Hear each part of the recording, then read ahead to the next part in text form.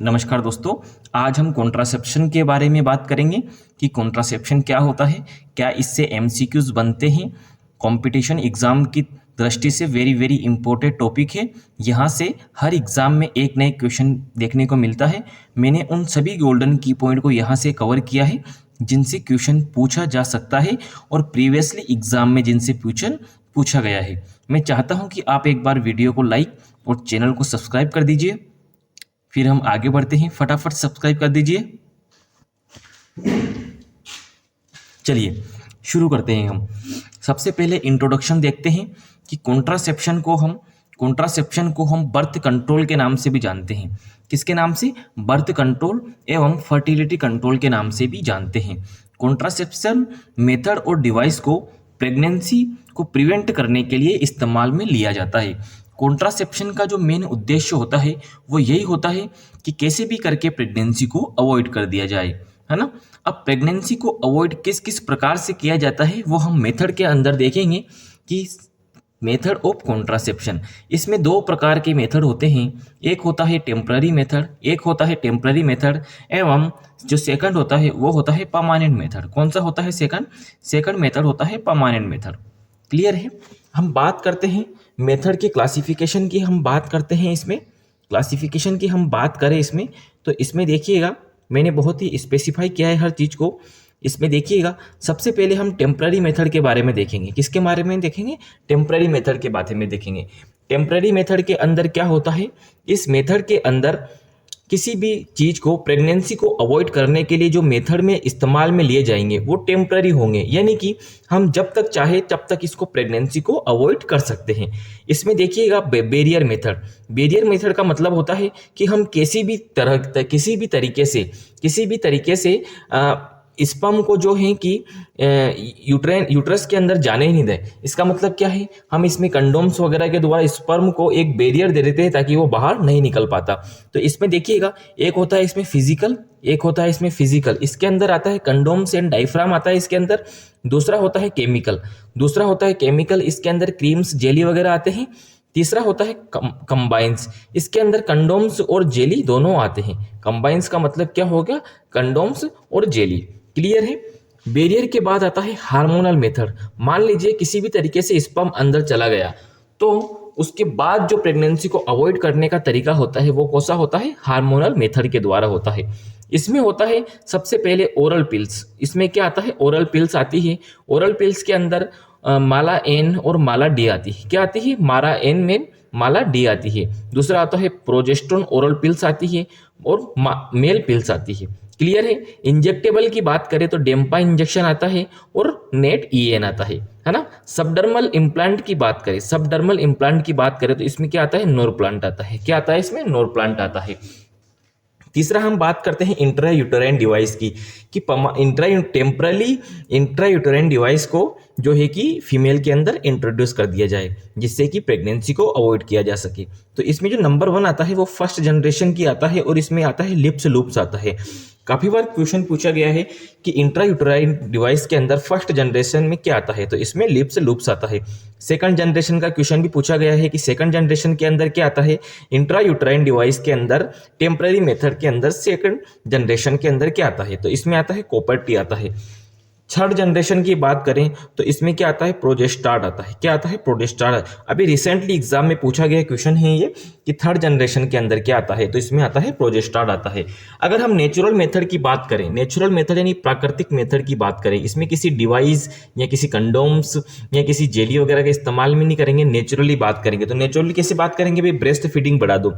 अगर breast feeding बढ़ाएंगे तो उससे क्या होगा कि नेचुरल प्रेगनेंसी को अवॉइड किया जा सकता है। एबस्टिटेंस का मतलब क्या होता है कि अलग रहना। मान लिया जाए कि महिला मेल और फीमेल दोनों को अलग अलग कर दिया जाए तो अपने आप ही प्रेगनेंसी तो ठीक है पर उनके अंदर मतलब इंटरकोर्स ही नहीं होगा, तो जिससे क्या होगा? प्रेगनेंसी अपने आप ही अवॉइड हो जाएगी। तीसरा आता है रिदम मेथड और चौथा आता है विथड्रॉवल, है ना। हम बात करते हैं, हमने टेम्पररी की बात करी, अब हम बात करते हैं परमानेंट मेथड के बारे में। अगर परमानेंट मेथड के बारे में देखें तो फीमेल के अंदर देखें तो इसमें आती है ट्यूबेक्टोमी और मेल के अंदर आता है क्या? आता है वेसेक्टोमी। क्लियर है।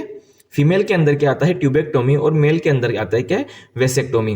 जो ट्यूबेक्टोमी होती है वो हम लेप्रोस्पेक्टिक ट्यूबेक्टोमी भी करते हैं, कुछ कंडीशन होती है जिसमें हम नहीं करेंगे, वो हम आगे बढ़ेंगे क्लियर है। चलिए नेक्स्ट देखते हैं,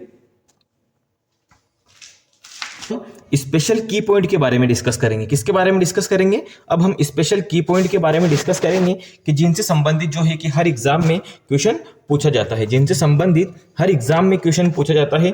और यहाँ पे उन सभी गोल्डन की पॉइंट को मेंशन किया गया है कि जिससे संबंधित प्रश्न पूछा ही जा सकता है ना। मैं चाहता हूं कि आप एक बार वीडियो को लाइक और चैनल को सब्सक्राइब कर दीजिए, मैंने आप लोगों के लिए बहुत मेहनत की है, प्लीज।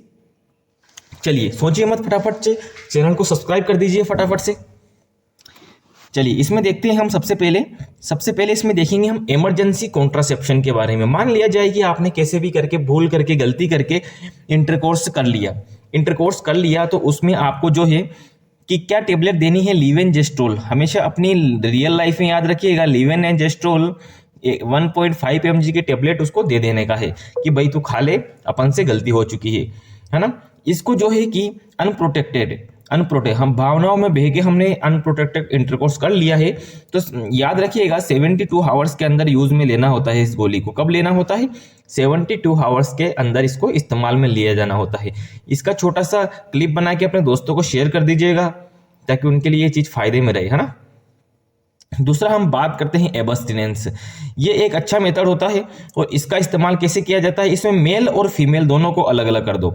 मेल और फीमेल दोनों को अलग अलग कर दो तो उन दोनों के अंदर इंटरकोर्स होगा ही नहीं, तो फिर प्रेगनेंसी कैसे कंसीव करेंगे, है ना।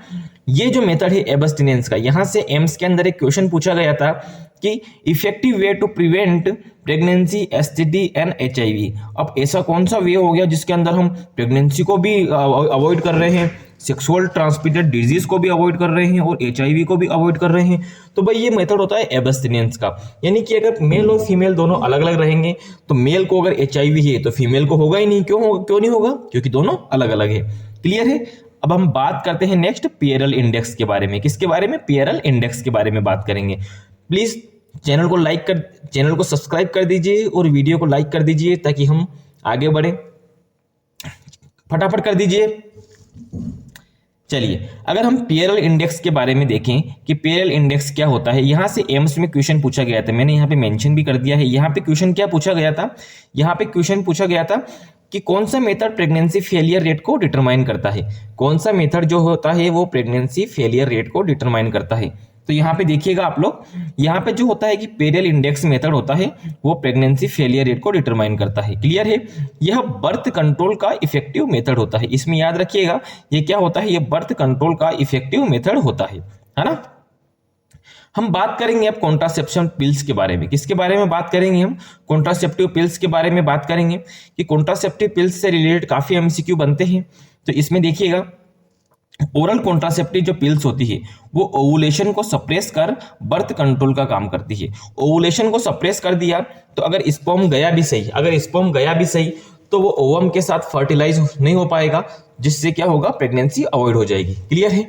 Best method of contraception for newly married healthy couple. ये क्वेश्चन काफी बार एग्जाम में पूछा गया है, स्टाफ नर्स हुआ, सीएचओ के एग्जाम में पूछा गया है, डीएसएसबी में काफी बार एक क्वेश्चन पूछा गया है कि न्यूली मैरिड कपल है उनके लिए सबसे बेस्ट मेथड क्या रहेगा कॉन्ट्रासेप्शन का। न्यूली मैरिड कपल के लिए, न्यूली मैरिड हेल्दी कपल के लिए बेस्ट मेथड क्या रहेगा कॉन्ट्रासेप्शन का। तो माय डियर आपको याद रखना है और आपको आंसर देना है ओरल कॉन्ट्रासेप्टिव पिल्स। क्या रहेगा, ओरल कॉन्ट्रासेप्टिव पिल्स। क्लियर है। ओरल कॉन्ट्रासेप्टिव पिल्स को एक और हनीमून कॉन्ट्रासेप्शन के नाम से भी जानते हैं। किसके नाम से जानते हैं, हनीमून कॉन्ट्रासेप्शन के नाम से भी जानते हैं। कंबाइन ओरल कॉन्ट्रासेप्टिव पिल्स की बात करें तो इसमें क्या आता है, एस्ट्रोजन आता है और दूसरा आता है इसमें प्रोजेस्टेरोन। इसमें 21 टेबलेट जो होती है, इसमें 21 टेबलेट जो होती है वो हार्मोन की होती है और इसमें 7 गोली जो होती है वो किसकी होती है, आयरन की होती है। क्लियर है। अगर हम ओरल कॉन्ट्रासेप्टिव के बारे में और जानना चाहें तो इसमें देखिए, इसमें जो होता है कि इस पिल्स को, एस्ट्रोजन और प्रोजेस्टेरोन की पिल्स को मेंस्ट्रुअल साइकिल के फर्स्ट 5 डेज के अंदर स्टार्ट करना होता है। कब स्टार्ट करना होता है, फर्स्ट 5 डेज के अंदर इसको स्टार्ट करना होता है। इसको लेने का जो सही समय होता है, बेस्ट टाइम होता है वो कब होता है, नाइट में होता है। कब होता है, नाइट में होता है ना। माला एन की बात करते हैं, ओरल कॉन्ट्रासेप्टिव पिल्स के अंदर जो माला एन आती है उसमें नोर्जेस्ट्रोन होता है। क्या होता है उसमें? नोर्जेस्ट्रोन आता है ना।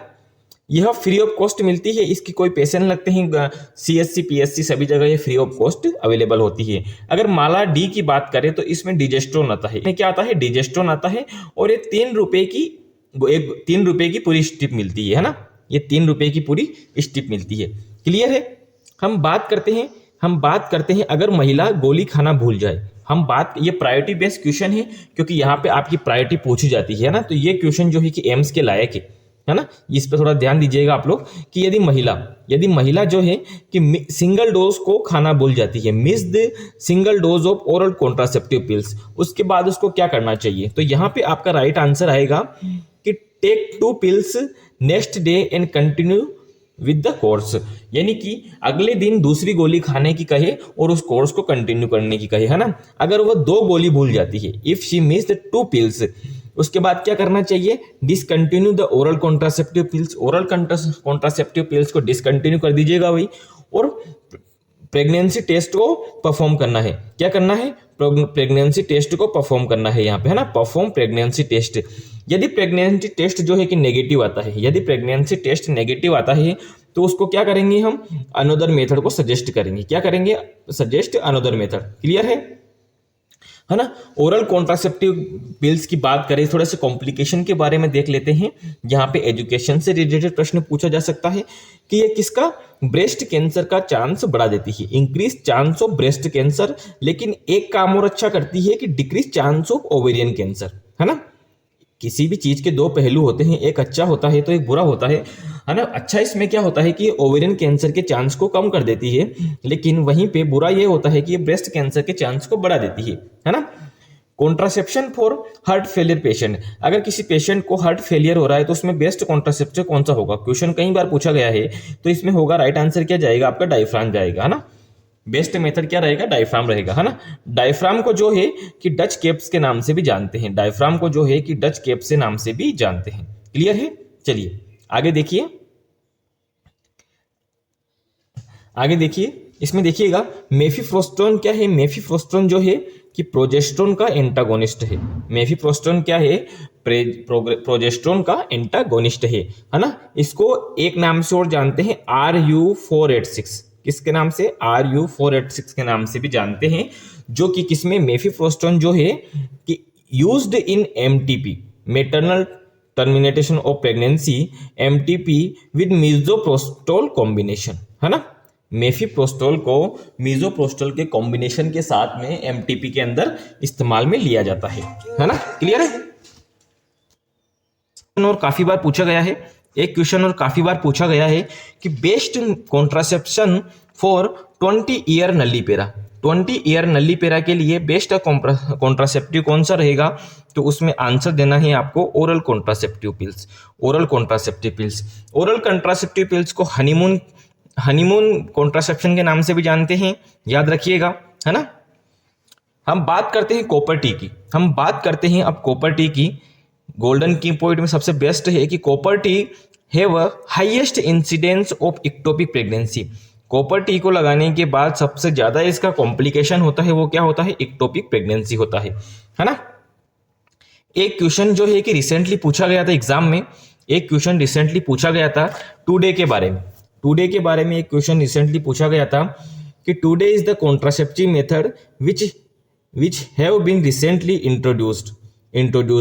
क्वेश्चन यहां से पूछा गया था कि इसके अंदर क्या होता है, तो यहां आंसर देना था आप लोगों को कंटेन 9 नोनोक्सोनोली, है ना। क्लियर है? अगर हम कॉपर टी 380 की बात करें इंट्रायूटेराइन डिवाइस के अंदर, तो ये 10 साल के अंदर रिप्लेस कर दी जाती है। It should be replaced once in 10 year, है ना। ये 10 साल के अंदर रिप्लेस कर दी जाएगी, है ना। अगर हम मोस्ट कॉमन कॉम्प्लिकेशन की बात करें इंट्रायूटेराइन डिवाइस की, most common complication of intrauterine contraceptive device, तो इसमें क्या होगा? ब्लीडिंग होगा। काफी बार एग्जाम में पूछा गया MCQ है, बहुत सी बार पूछा गया है ना। अगर हम first generation intrauterine contraceptive device की बात करें, फर्स्ट जनरेशन की, तो इसमें क्या आएगा? लिप्स लूप्स आएगा। ये कैसा होता है? डबल एस शेप होता है ना। इसमें क्या आएगा, लिप्स लुप्स आएगा और डबल एस शेप होता है। मैं आपको यहाँ पे इतना डिटेल में इसलिए नहीं बता रहा हूँ क्योंकि ये गोल्डन की पॉइंट है और आपका एग्जाम बहुत नजदीक है और आपने कोचिंग कर चुके हैं आप बहुत संस्थाओं के द्वारा। बस आपको इन गोल्डन की पॉइंट को एक बार नजर में निकालना है ताकि आपका रिवाइज अच्छे से हो जाए, है ना। सेकंड जनरेशन की बात करें तो सेकंड जनरेशन क्या आएगा, कॉपर टी आएगा ना। इंट्राइन यूट्राइन डिवाइस के अंदर अगर सेकंड जनरेशन की बात करें तो इसमें क्या आएगा, कॉपर टी आएगा ना। अगर थर्ड जनरेशन की बात करें, मैंने उसके अंदर बताया था आपको कि थर्ड जनरेशन क्या होती है, प्रोजेस्टार्ट होती है। क्या होती है थर्ड जनरेशन, प्रोजेस्टार्ट होती है ना। Most suitable time for IUD insertion, काफी बार पूछा गया है मोस्ट सुटेबल टाइम क्या होता है, तो ड्यूरिंग मेंस्ट्रुएशन। अगर ड्यूरिंग मेंस्ट्रुएशन की बात करें तो इसमें during menstruation with in 10 days, है ना। मोस्ट सुटेबल टाइम क्या होगा, during menstruation with in 10 days और 7 से 10 दिन ऑफ बिगिनिंग एमसी, है ना। अगर इंट्रा यूट्राइन डिवाइस को हम पोस्ट पार्टम के बाद यानी कि डिलीवरी होने के बाद अगर हम इसको इंट्रोड्यूस करना चाहे तो इसमें देखिएगा, inserted in immediate post partum और फर्स्ट वीक्स आफ्टर डिलीवरी, है ना, on the post partum visit. First post partum visit, ये क्वेश्चन जो है कि CHO एग्जाम के अंदर 2 बार पूछ लिया गया है ना। क्लियर है। चलिए अब हम देखते हैं इंजेक्टेबल कॉन्ट्रासेप्टिव डिवाइस के बारे में। इंजेक्टिव कॉन्ट्रासेप्टिव डिवाइस क्या होते हैं।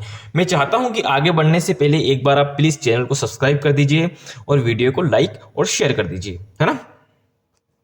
अब बात करते हैं इंजेक्टेबल के बारे में। तो इसमें नंबर 1 कौन सा होता है, इसमें होता है इंजेक्शन डेम्पा। कौन सा इंजेक्शन होता है, डेम्पा इंजेक्शन होता है, जिसकी फुल फॉर्म होती है डिपोट मेड्रोक्सी प्रोजेस्टेरोन एसीटेट। एक बार ये फुल फॉर्म पूछी गई थी, है ना, डिपोट मेड्रिक्सो प्रोजेस्टेरोन एसीटेट, है ना। इसमें ये कितना होता है, 150 mg का होता है और इसको 3 मंथ पे लगाना होता है। कब लगाना होता है, 3 मंथ पे लगाना होता है ना। दूसरा इंजेक्शन होता है नेट EN। कौन सा होता है, नेट EN, नॉर्थ स्टेरोन इनेंटेट। कौन सा होता है, नॉर्थ स्टेरोन इनेंटेट होता है, जो कि कितना होता है, 200 mg का होता है और इसको 2 मंथ पे लगाना होता है, IM लगाना होता है ना। हमने टेम्पररी मेथड की बात कर ली कि ये सभी अभी तक जो भी हमने पढ़ा कंडोम से इंजेक्टेबल वगैरह, ये सभी टेम्पररी मेथड के अंदर आते हैं। अब हम पढ़ेंगे परमानेंट स्टेरिलाइजेशन के बारे में। किसके बारे में, परमानेंट स्टेरिलाइजेशन के बारे में पढ़ेंगे। तो इसमें होता है एक तो परमानेंट वेस्ट ट्यूबेक्टोमी फीमेल के अंदर की जाती है ना। परमानेंट ट्यूबेक्टोमी फीमेल के अंदर की जाती है। और मेल स्टेरिलाइजेशन की बात करें तो इसमें क्या होता है, वेसेक्टोमी की जाती है। क्या की जाती है, वेसेक्टोमी की जाती है ना। फीमेल स्टेरिलाइजेशन की बात करें, फीमेल स्टेरिलाइजेशन की बात करें तो इसमें female commonly performed eight isthmus of fallopian tube. कहाँ पे की जाती है, फेलोपियन ट्यूब के अंदर, इस्थमस के अंदर की जाती है ना। मोस्ट सक्सेसफुल, क्या most successful irreversible method of tubal ligation is polar quoted. इसमें क्या होता है कि फेलोपियन ट्यूब को दोनों साइड से कट कर देते हैं, दोनों साइड से कट कर देते हैं, उसके बाद तो इसको वापस से जोड़ा भी नहीं जा सकता, है ना। इसलिए इसको क्या बोला है, इरिवर्सिबल बोला है। क्लियर है। नेक्स्ट हम देखते हैं लेप्रोस्कोपिक लाइगेशन। लेप्रोस्कोपिक जो लाइगेशन होता है वो कॉन्ट्रा इंडिकेटेड होता है, किसमें, हार्ट डिजीज के अंदर, है ना। लेप्रोस्कोपिक लाइगेशन जो होता है वो कॉन्ट्रा इंडिकेशन होता है हार्ट डिजीज के अंदर, है ना। वास डिफेंस डक्ट्स जो मेल स्टेरिलाइजेशन के अंदर होती है उसमें क्या किया जाता है, वास डिफेंस डक्ट्स को क्लोज कर दिया जाता है या क्लैंप कर दिया जाता है, जिससे क्या होता है, स्पर्म का फ्लो नहीं हो पाता, है ना। एक बार आपके एक दिमाग में एक क्वेश्चन आ रहा होगा, हमेशा एक क्वेश्चन आ रहा होगा कि जब एस्ट्रोजन और प्रोजेस्टेरोन दोनों गर्भ धारण करने के लिए आवश्यक हार्मोन है, ये प्रेगनेंसी को मेंटेन करते हैं, तो फिर भी इनका यूज OCP के अंदर क्यों करते हैं, है ना। तो इसका आंसर देखिए आप कि हाई डोज ऑफ एस्ट्रोजन, जब एस्ट्रोजन की हम हाई डोज देंगे तो ये क्या करेगा, फोलिकल स्टिमुलेटिंग हार्मोन को सप्रेस कर देगा। सप्रेस किया तो जिससे क्या होगा, फोलिकल की ग्रोथ रुक जाएगी, है ना। तो इसके साथ ही जो एस्ट्रोजन होता है, जो प्रोजेस्टेरोन होता है, प्रोजेस्टेरोन क्या करता है, LH को सप्रेस कर देता है, लुटिलाइजिंग हार्मोन को सप्रेस कर देता है। तो जिससे क्या होता है, ओवुलेशन नहीं होता है, तो इससे क्या होता है, अनओवुलेटरी इफेक्ट डालता है। तो इसी वजह से क्या होता है, प्रेगनेंसी कंसीव नहीं हो पाती है ना। तो इसी वजह से इनको कॉन्ट्रासेप्शन के अंदर इस्तेमाल में लिया जाता है। क्लियर है।